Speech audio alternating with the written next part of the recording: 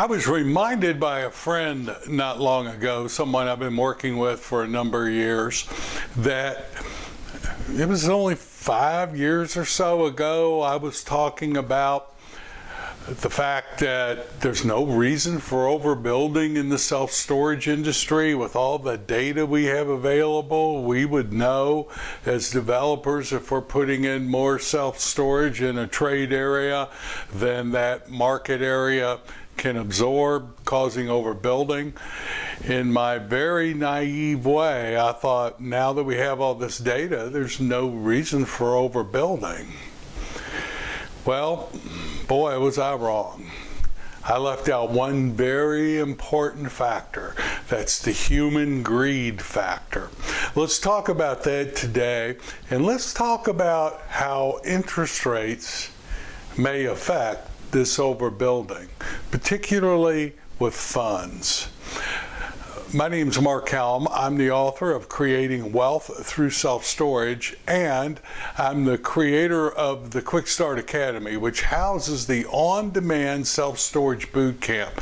That's the premier training I offer that's designed to take you from wherever you are now all the way to putting your first or your next self-storage facility into service. It has my 4-phase strategy, and it's designed around the market today with today's numbers in them. But one thing I neglected to think about was human greed, the greed factor.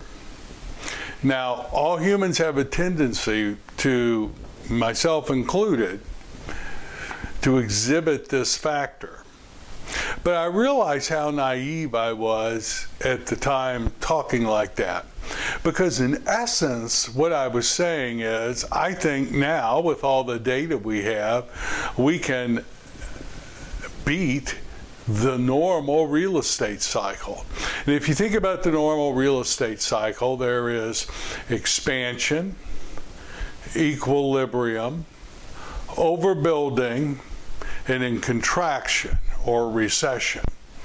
And I was saying, we can skip the overbuilding part, maybe even the recession part of the normal real estate cycle. In retrospect, it sounds kind of silly that I would say that on camera and write about it, but that's what I was thinking at the time. And I was thinking from the perspective of a small investor who literally has to live on the cash flow from the projects that we buy and or develop. Theoretically, it's possible, but that doesn't take into factor the human greed. And then funds came along. Not just REITs, but private equity funds with $20, $50, $100 million they got to invest. Now, as a small investor, what's your challenge today? Your challenge is finding or creating deals that actually cash flow and give you a return for the risk you're taking to do the deal. Now, just imagine having $50 million you got to get out the door into self-storage because you owe money, you owe a return on that $50 million right now. And you've got to get that money deployed and at work. What if that was your challenge today? You or someone in your organization has a real powerful financial model that shows great returns to investors. You're using a combination of low-cost loan money, you have a financing tool in place, you have a loan instrument in place, it is a low cost of funds there, you have an online, powerful online marketing that will bring customers in there, you have a vendor that has that, you've got economies of scale, and you're putting all of these things together to show a good return to your investors, and man, you got money coming in. On paper, it's great. In a computer, the model works phenomenal. Investors are buying into it. You just can't find enough deals. So what do? You build. And boy, do you build. You don't build one, you build a lot, and you don't build small, you build big. Because why not? You got to get a lot of money out the door. So you're building multi-story, 100% climate control, 20, 30, 40, $50 million at a pop. Now, if you're a fund, you're going to make money as a fund when you get the initial money in. You're going to make money when you deploy those investment dollars. You're going to make money when you put loans on the projects. You're going to make money very often when you sign a loan on the project. So you're making a lot of money in the transaction itself. Funds are very transaction driven. And all of this happens before the investors get any return on their investment. Then after they get a preferred return, you make money on the cash flow, if there is any. And then you'll make usually an exponential amount on the exit. So funds are very incentivized to do transactions. They're very transaction oriented. If you're working in a fund, particularly as a fundraiser or financial modeling person in a fund, your job is to do transactions. You're in the middle of a transaction-driven model. And boy, many of them are very good at doing transactions. Now again, it's hard to find existing deals that can work inside those models, so what do? You build, and you build big. Now, every fund has a different financial model, but I bet there's a lot in common. Low cost of capital, or the loan piece on the capital stack, economies of scale, efficient marketing, and great management. And when you put all those in a financial model, you can generate great returns. I don't have a lot of definitive data on financial funds, on self-storage private equity funds at the moment. There's a lot of information on the internet about REIT returns, but it's a little harder. You got to subscribe and get a lot of data. You have to.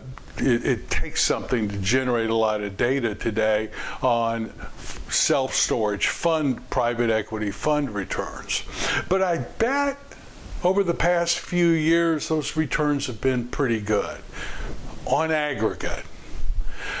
But I would bet money that it's much like the mutual fund world. So in the mutual fund world, in any given year, there may be 3% of all the mutual funds that outperform the S&P or the NASDAQ index funds. In reality, there's not many funds that beat the market, mutual funds that beat the market. And the 3% that do usually outperform the index funds are rarely the same 3% in any given year. So in any given year, only 3% of the fund managers can outperform the market or the index funds. I bet that it's a small percentage of the private equity funds in the self-storage space that are lifting the returns that whole segment in the self-storage space is seeing today. My experience with people in funds who are modeling, and we've come close a couple times to pulling the trigger on doing a fund, and I ultimately decided not to. But my experience is they're just trying to figure it out like the rest of us. Now, all of this is leading up to, now that interest rates are going up, how is that going to affect funds, fund modeling, and the amount of transactions in the self-storage space? The answer is I don't know. But if I'm running a financial model in a fund, and I've had the first big wham of increased construction costs, 30, 40%, and then the double whammy of my interest rate going up, adding, my cost of my money going up 20, 30%, That could be a real hard blow to take in the financial modeling on an already thin deal. I think it's already begun to have an impact. Well, how can you tell? Well, I don't know. Let's think. So if I'm in the business of moving large quantities of money out the door, mostly into new construction today, and my construction costs have gone up and my interest costs have gone up, and the reality is I don't think my financial model's working too well right now. What do? Well, one thing you do is you may sell your deal as an entitled deal. Have you been seeing a lot of entitled development opportunities, multi-story, large deals hit the market recently? Maybe that's one way funds are handling it. Now, initially, those are going to be priced very high. Why? Well, they've got to make money because they owe money on the money that they've already got in their coffers that they're trying to move out the door. Their model might not work anymore, but they still owe the money. So initially, they're going to be priced very high. Have you been seeing a lot of very expensive development opportunities or entitled land opportunities hitting the market today for large multi-story projects? The other option, if I'm just thinking, is that, well, inflation. So I think in a lot of the financial modeling, you're going to be seeing 6-7% per year inflation. You do that and keep your operating expenses going up, let's say 3.5% a year. All of a sudden, your model works again. So I think you're going to be seeing a lot of high inflation on the income portion of these financial models, and that will go on for a while till investors, bankers, and appraisers catch on. That will fix any problem in a modeling. But I think what's going to ultimately happen is the market's going to slow down.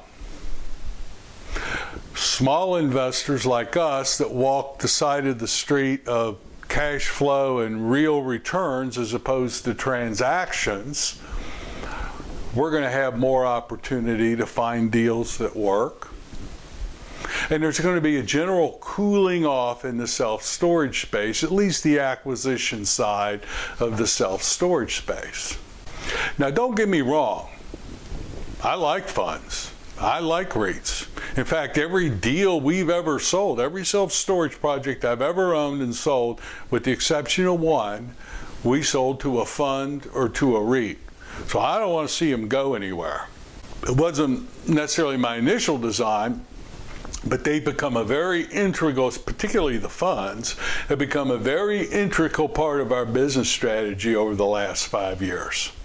Maybe I'd like to see them be a little less transaction driven and a little more in the reality or cash flow driven, except when they're buying my projects, of course.